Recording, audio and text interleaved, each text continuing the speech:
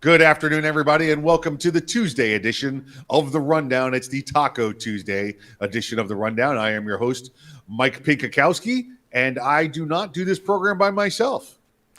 No, you do not, Mike. I am Craig DeLuz, coming at you from the left coast, from California. Having a good time on Taco Tuesday, home of the best tacos in the United States. Yes, you right here on The Rundown. Get your tacos on The Rundown. We got them right here. Taco Tuesday! There was actually a taco place, a big hot sauce manufacturer that had jobs last week announced for taco ambassadors. And listen, I'm not even sure if they paid anything. I got so tied up in applying for it, the little details didn't matter to me. So, that sounds like I don't know what I would do if I had a chance to do it. Well, let me clarify. If it was enough for me to make a living, because ultimately I can't just live on tacos. Yeah, well, you're not. I mean, come on, Craig. Shells, meat, cilantro, onions. That's like your four food groups right there. Yeah, but you have to be able to afford the bourbon to go with the tacos. Oh, I don't know what you're talking about. I'm sober. Of course you are. Completely, 100%. 100%. We all know that's a facade behind you. It is. It's not real. None of it's real. None of it's real. None of it's real at all. None of it's real. This is not the bourbon you were looking for. That bourbon is very flammable. I'm not going to give it away because they listen. As soon as they want to pay, then they'll get their name on the radio or on the TV. But until then, exactly. Until that time comes, sorry, y'all. It's pretty good stuff. People have no idea what we do to prep for this show, Craig. We look at bourbons, we listen to music, and it's like we have to stop the party to do the show sometimes. That's exactly what it is. It's like, the best part about this is that we get a chance to hang out and talk trash on a daily basis. Yep, that's right. Girl, look at that body. Yep, that's right. Sorry. Still hear the music. Good stuff. How was things on the West Coast yesterday and today for you, Craig? Dude, things are phenomenal. The legislature is not in session here in California.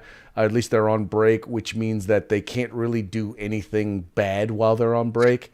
Right. They will be back for their final month here in a couple of weeks. So we'll see what sort of damage they do during that time. We did see a news bulletin over here this past couple of days that I guess the wildfires are out of control again out west. Is that anywhere near you guys? No, they're actually mostly north of here, so probably about 2 hours north of here. There are wildfires, and it's funny. People always talk about earthquakes in California, and you have a much greater chance of getting stuck and having to deal with the issues of a wildfire or a flood than you do actually an earthquake.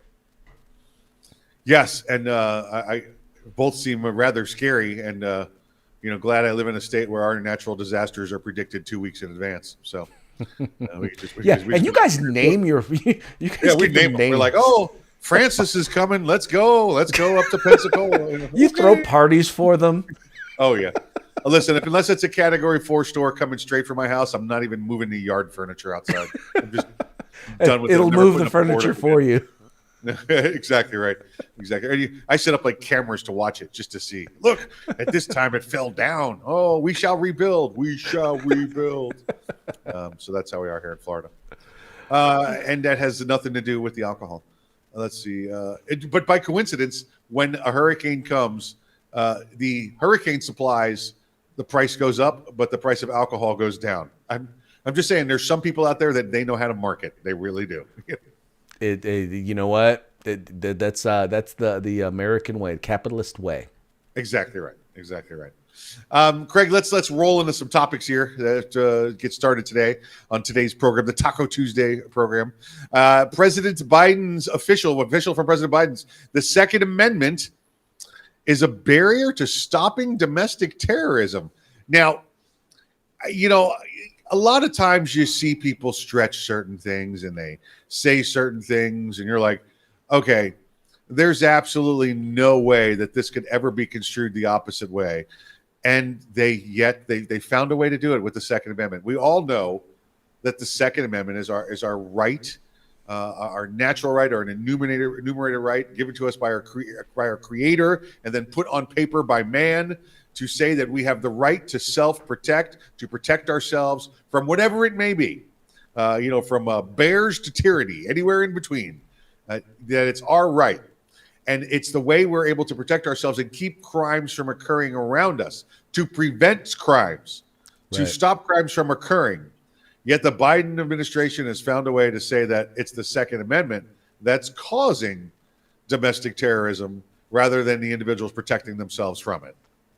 Well, because ultimately they see domestic terrorism as individuals who want to stand up to a tyrannical government. And ultimately, because we know that that's the point of the Second Amendment, we know that it's about self-defense against all enemies, foreign and domestic, up to and including a tyrannical government.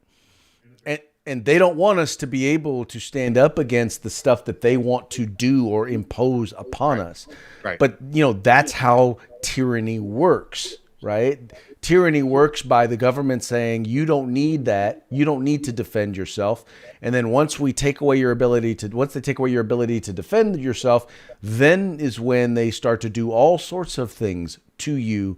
They start to take stuff from you. You only have to look at what happened in Cuba. Take a look at what happened in Venezuela. Take a look at what happened in Soviet Union.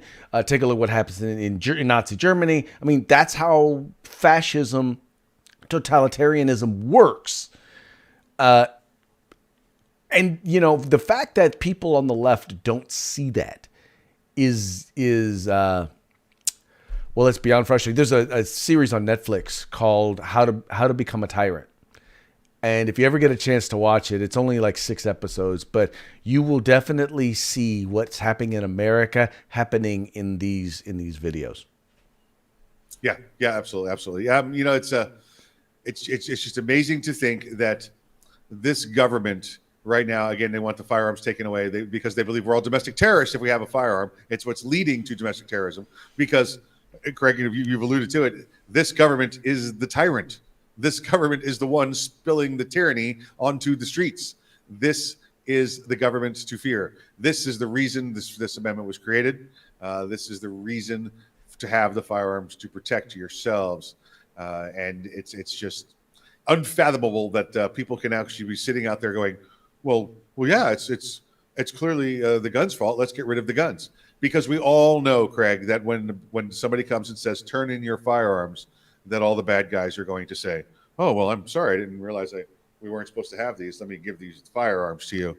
And well, exactly. Just like they make sure to stay out of gun-free zones. Yes. They make sure that their firearms are completely compliant.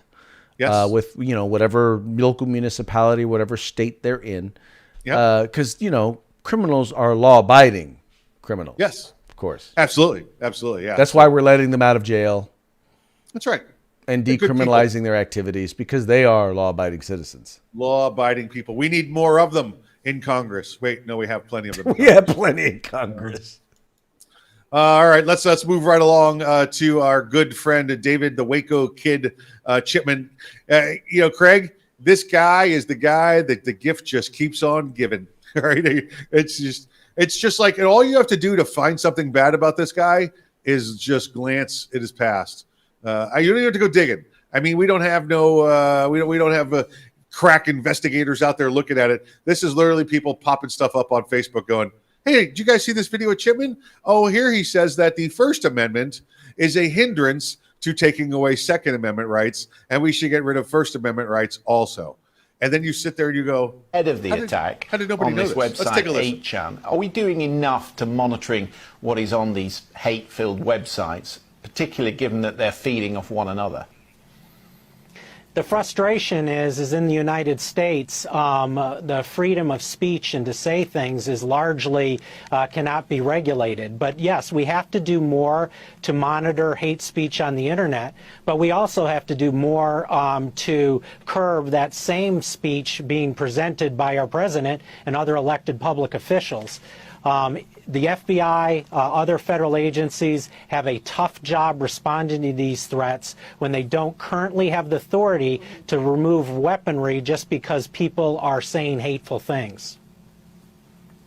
Okay, Debbie Chipman, thank you very much for your thoughts. Of course, US public opinion on gun control shifts back and forth, but recent polls would suggest 94. So, Mikey, but first of all, my apologies for starting the video a little early. I thought, man, this is gonna be a sweet transition right here. But basically, what he's saying is here in America, because he's talking to the BBC. Here in America, we have this right to freedom of speech thing that gets in the way. We can't regulate what they say. And what even sucks even more about it is, when they say hateful things, not when they say dangerous things, not when they threaten people, but when they say hateful things, we can't then turn around and take away their guns. This is the guy who wants to be the head of the agency that is specifically going to be monitoring our firearms and our ability to possess and own firearms. I'm sorry, but this guy doesn't believe in the Constitution. Why would we let him anywhere near our right to keep and bear arms? Such an angry little man. I mean, did you see his face too? What's with the face thing? What's he got going on there with the face? There's something weird going on. I can't trust a guy with a face like that. And then listen, the woman commentator there from the BBC, the look on her face after he said that was, are you S-ing me? Are you serious? Right. Even she couldn't believe it. Right. She's in a land where she's given up guns 40 years ago, and it's no big deal to her, and she couldn't believe what she was hearing from this knucklehead. Once again, this is the guy that they believe is appropriate to run the ATF. And I honestly think, I hope they keep him out there. I hope they hold him out there, because in the end, it reveals more and more and more about them and what they believe about the right to keep and bear arms. He's already said what he believes about brand new gun owners. So if you're a new gun owner who just bought a gun, you're like preppers and Walking Dead. You're ready for the zombie apocalypse, but you're not ready to defend yourself or exercise your right to keep and bear arms. Nope, not you. My prediction, Craig, is that this guy becomes the head of the ATF. They're going to keep him there until there's another mass shooting, and then within hours of that, run him in to be chosen to be the next director of the ATF. This guy is wholly unqualified. I've never seen the House and Senate so decisive over hating this guy. One side or the other. That he should not be there at all whatsoever, which just makes me believe it's going to happen. Right. I mean, you even have the Republicans who are questionable on the Second Amendment support or refusing to support his candidacy. You've got Democrats now doing the whole, this ain't probably the best thing, but they'll wait. As soon as there's some butt clown out there that grabs a gun and goes into a gun-free zone, and he's a criminal and he passed their 4473s, or he stole a gun because all the laws don't stop him, and he goes in and he shoots a couple people, this guy's going to get nominated, or he's going to get selected. Well, we shall see. It's going to happen. The one thing I would like to see happen in the House, Craig, is this next story. This next one, I've been giggling to myself for 2 days now since I saw this story. And it was brought up by Matt Gaetz from Florida also. So that just makes it even more tickling to the spirit. Democrats had to introduce a bill to block former President Trump from becoming Speaker of the House. Now, I want to explain how this could happen, unless you want to, because I've been talking the whole time. I'm looking at the talk monitor. I've been talking, and you've just been sitting there. Oh no, please, because honestly, okay. I never knew this. So you educate me, bro. I want to hear this. All right. So we all know that former President Trump is the former president of the United States. He does not have any elected position right now. He might be on the HOA down at Mar-a-Lago. I don't know, but that's not really, a big thing. So the way that the instructions read in the House, in the chamber there at the House of Representatives, says that the House of Representatives shall choose a Speaker of the House. And that's what it says. They shall choose a Speaker of the House. It does not say they shall choose a Speaker of the House from amongst themselves, from amongst the House of Representatives from amongst the elected officials in Congress. It just says they shall choose a Speaker of the House. So what has been proposed by many Trump supporters and President Trump himself, you know how he is. Well, are you going to do it, sir? So just to leave people wondering, when it was brought up that if the House is taken over by the Republicans come the midterms, that they could select former President Trump as the Speaker of the House. Okay, so so Democrats are basically have introduced a bill in order to prevent this from happening. Right. Well, it's going to be real interesting to see. It's going to be real interesting to see how that goes down. I can't wait for it to happen because it's just going to show their panic, their fear of this man. It's just going to highlight it even more and make him even more popular. Well, they may not make him Speaker of the House, but if they pass this bill, they'll make him president again. Dude, I will tell you, and you know this, and I've said this before. I was concerned when Trump ran in 2016 that he was not going to govern like a conservative, and thank God I was wrong. But I will even tell you, from day one, I have to say, not even from day one, from election night, the very fact that just to watch the left lose their minds over Donald Trump in and of itself was entertaining. Yep. To watch this and to watch them lose their minds over him it is worth the price of admission. It is worth every tweet. It is worth every off the wall comment. It is worth every 3-hour speech that he gives. All of it is worth it just to watch the left have a conniption. Craig, at my funeral, many hundreds of years from now, I want there to be the video rolling in the background, interspliced with scenes from the original Top Gun, is the liberals' reaction to President Trump being elected. I just want that rolling in the back the whole time. Just those two items. It is just because once again the funny part about the whole thing is, Donald Trump used to be one of them. He was one of them for the longest time. He wasn't racist when he was a liberal New York Democrat. He wasn't racist then. All of a sudden, he became racist when he became a Republican. Funny how that happens. He played them. I mean, how many times do we have to talk about this? That he was a businessman and he used them for what he needed to use them for. Right. As a businessman, he got tax rates dropped. He got loopholes, you can call them, dropped in there, and he used it to every bit of his advantage and used them to gain popularity and become more powerful. Those Democrats helped make him the Republican president. Well, but and what's furious? Well, but you know what's even funnier about it, and this is what I believe. Because here's the thing, I don't believe that President Trump, is an ideologue. I believe that it's more important to him to get things done. Yes. And if Democrats hadn't basically just burned all the bridges and declared nuclear war against him, they probably could have gotten a lot of stuff they wanted done through him because he wants to be seen as the guy making the deals, right?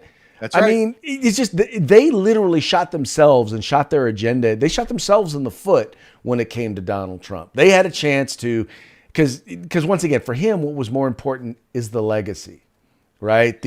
I did all this, right? That was what was more important to him.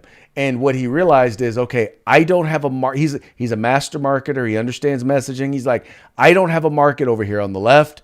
I'm going to focus all my attention and all my policies on what is going to get my base excited and what is going to get my base to continue to support me. And that's what he did. He wrote a how-to book called The Art of the Deal, and they didn't read it.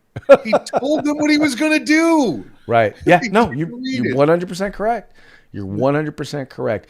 What's funny is, and I think you made the point, and I love this, they made him the conservative that he turned into. Yep. Absolutely right. How many celebrities do you have to hear say Donald Trump will never be president? How many? Oh, man. At the loop. It's going to be on the loop behind me. Yep, exactly right. All right, moving right along. It's time to talk about Captain Florida, Governor DeSantis, Ron DeSantis, down here. This guy, President-elect DeSantis. President, or I like to think of it as Vice President-elect, and then having the election turned over to him 2 years into it.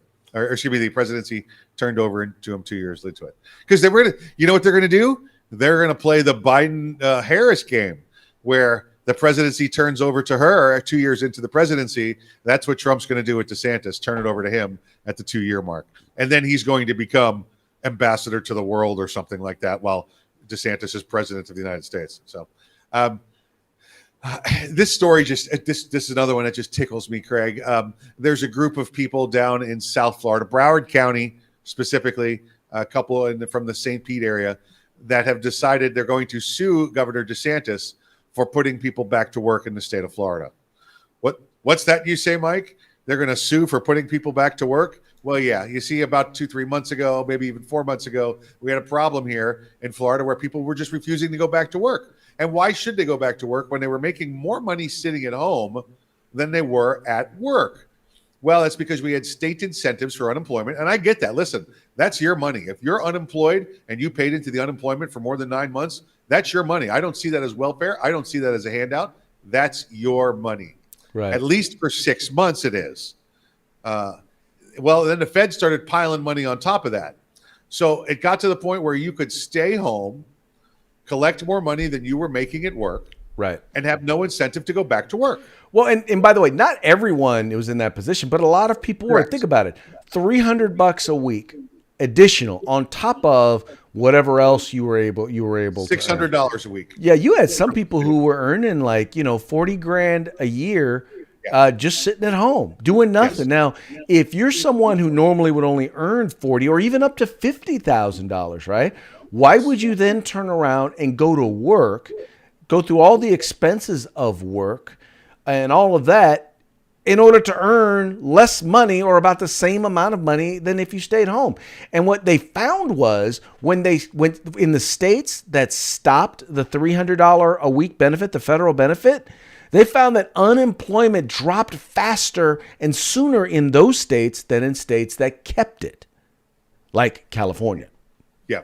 Listen, this is how bad it was, Craig. Well, first off, let me make sure people understand that for those that were fortunate enough to keep their jobs during the COVID and didn't have to deal with this, if you did become unemployed, there's some things you have to do on unemployment. You have to continue to look for work. You have to continue to update resumes. You have to continue to make contacts.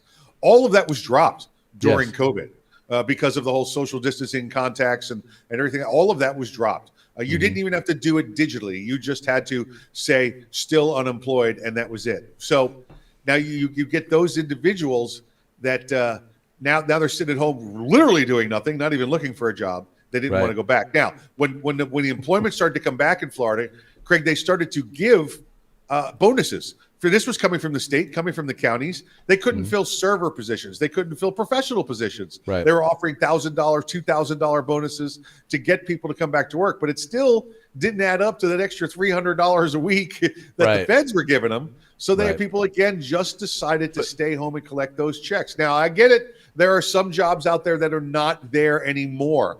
Craig, a lot of places have gone to touchless, okay? Like if you were working in the fast food industry before, a service industry, a lot of that's gone. A lot of companies realized, I could get by without having that many people. I could put a touch screen in. We could be a little more efficient. So there are people out there that have to get retrained, Mike, but it's a year and a half already. Mike, especially when you've increased at the same time you've tried to increase the minimum wage to $15 an hour. Right. All of a sudden now it's a lot cheaper.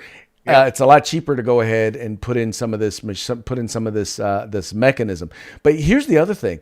Now, I don't know what happened in the state of Florida with unemployment, but in the state of California, let me tell you something. We've estimated in the state of California that up to $30 billion went to people who shouldn't have gotten it, including people who are in prison. Yes, unemployment to people in prison, $30 billion. And then at the same time, you have people who've applied for unemployment months ago who still haven't even gotten their initial payments. Craig, you know what? There's a saying we use over here, but the people in California, they couldn't track a person in the snow. Okay, there's no way they could track all those people having jobs and being in prison or anything like that. Okay, it's just absolutely couldn't happen. And in Florida, when the governor had this economic program, when he introduced our immediately within days, our unemployment rate dropped below the national average Right. and is one of the lowest in the country again. Yet there are some people that just can't get off the couch and want more money. So they found themselves a nice lawyer to file suit against the governor. Yeah, and in the end, they're going to wind up losing. Well, I mean, in the end, I think we all lose because of these idiots. I think we should cut off their state funds too if they lose. You know. Well, if you unless you're providing evidence that you're out looking for a job. Yep. We should. That's what we should do. We should put them out. Make them an outdoorsman. Go outside. Get outside. Be somebody that's outside looking for employment. That's what you should be doing. All right, let's move right along here. What do we got here? The federal court. Oh, you know what? I have dominated the last 4 stories, and I had the fortunate opportunity to bring you more of Governor DeSantis, Captain Florida. Craig, you got to take this one. Most definitely. So here in the state of California, you may or may not know that, our schools were closed for the longest time and actually just recently opened back up. And even until the end of the middle of this year, I think in March of this year is when schools finally opened back up. And even then it was really only 2 days a week. It was really only 2 days a week of in-person learning. Well, early on, as far back as July of 2020, a group of private school parents and some public school parents actually wound up suing the governor over school closures because when he was asked, okay, well, so where's the data? Where's the science? Where's the statistics that shows why we're keeping our schools closed? The governor refused to provide anything. He said, I'm issuing this executive order. Schools are closed, period. And we're following the science. Okay, well, what's the science? Where's the data? Wouldn't tell anybody anything. This is after spending tens of millions of dollars on contact tracing. Supposedly, we knew who was getting it. We knew how they were getting it. We knew who was getting sick. But here's what we knew. At the same time, we knew that private schools that didn't close or public schools that didn't close or closed and reopened, we knew that they weren't vectors for people getting COVID. We knew the kids weren't getting sick in any larger numbers. In fact, they were less likely to get sick there than in any other public place, right? And yet they were receiving lower quality education, right? Now, I'm not saying that distance learning can't work, but I'm saying that unless both the parents, unless the child, unless the school district agrees to it and we're set up for it and are all ready and they're all down for this is how we want our child to be educated, it's really, really hard to make distance learning work, right? And guess what? We already know that it wasn't working. So they sued. And it turns out that not only did they win in the district court, but now they've won the Ninth Circuit Court of Appeals has ruled that Governor Newsom violated the rights of parents as well as violated the rights of students in the public schools by not allowing them to get the quality education that other students were receiving who were allowed to get in-person learning. It's a big blow. And the amazing thing to me is you had a couple of venues write about it. Like you had, I think Newsweek wrote a story about it. You had the LA Times and you had San Diego Union Tribune. But none of the other major media outlets, either in the state of California or Associated Press or Reuters, none of them wrote about this decision. And I wonder why. You know, I did pick this up a little bit from LA Times, but they buried it, Craig, and they didn't even have Newsom's name in the article in the title. It was definitely hidden by them, like they had to report it, but we're going to leave Newsom's name out of this, and we're just going to make it sound like some education story, so nobody wants to talk about it.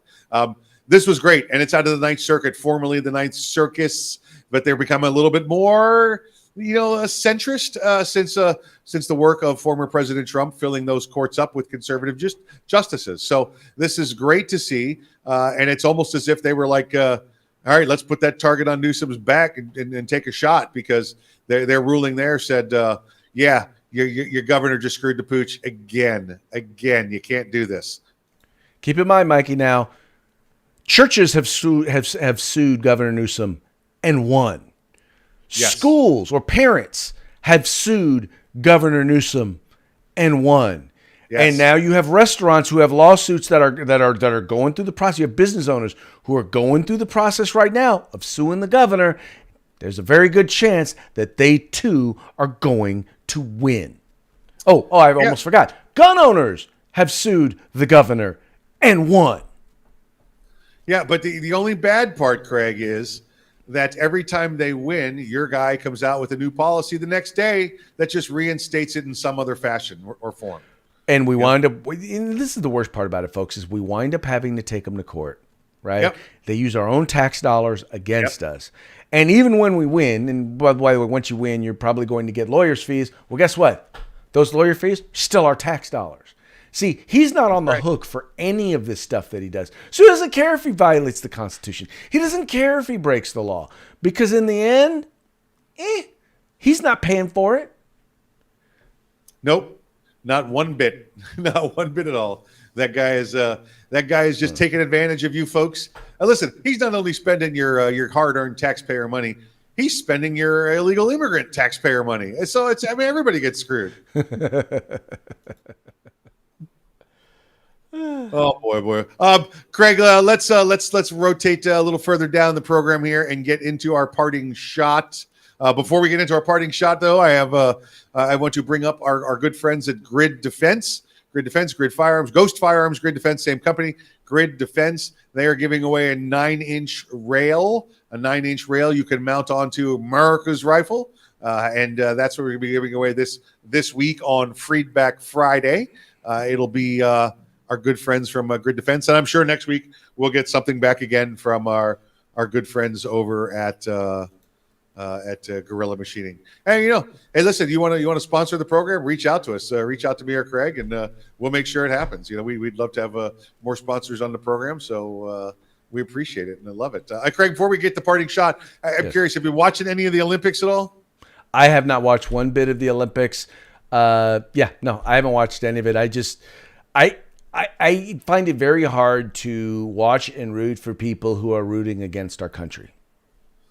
Oh, I didn't say I was rooting for our country. I just wanted to know if you were watching the Olympics. That's all. But at the same time, I don't want to root. I don't want to root against our country either. So if I tune in and I see these people kneeling, then I'm going to be hoping whoever competes against them beats them, and I don't want to do that. So I haven't been watching any. You see, to me, it's a totally different thing because I like to watch other teams, not ours. I like to watch like Germany versus Spain. It's like playing a big game of war. And like, oh, if Germany beats Spain, then Spain could beat so and so. So it's for me, it's like checking off the blocks which countries were defeated.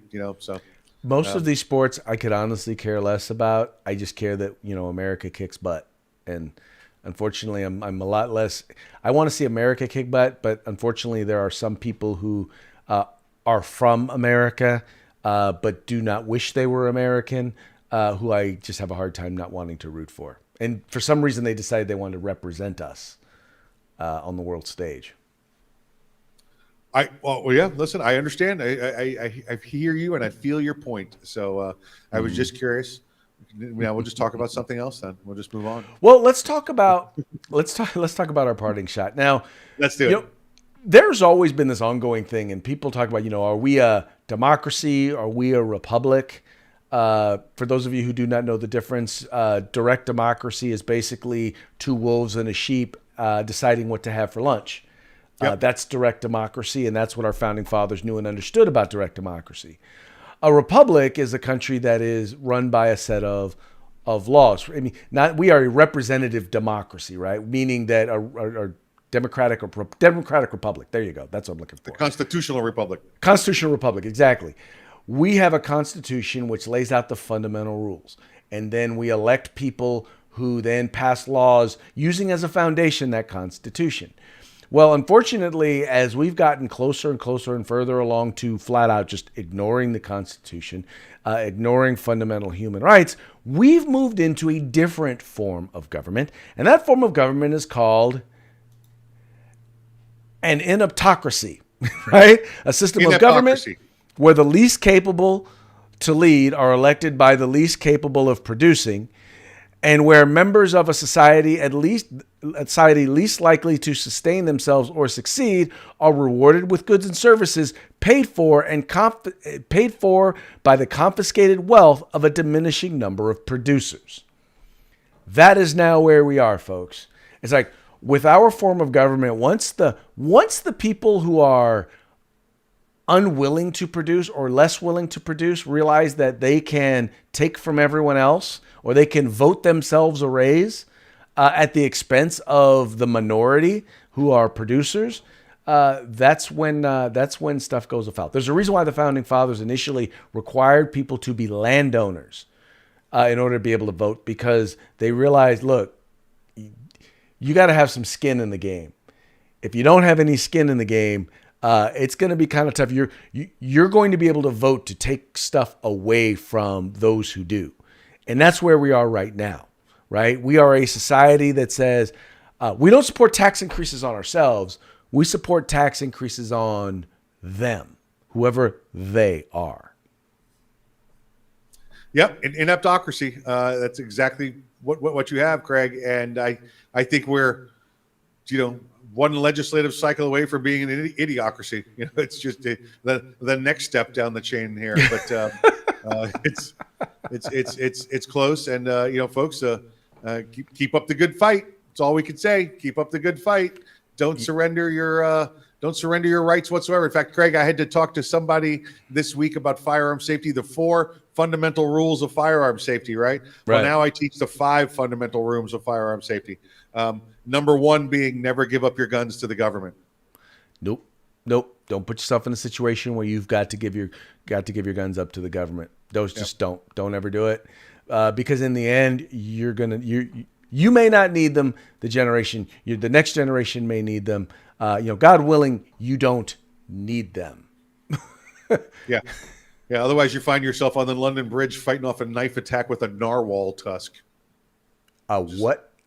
Narwhal tusk. Come on, that's when they had the knifing attack in London Bridge 2 years ago. Oh my. Okay. All right. The guys were in the bar, and the only thing they had to fight with was a narwhal tusk on the wall, and they took down and fought off the attackers with a whale tusk. It's just ridiculous, folks.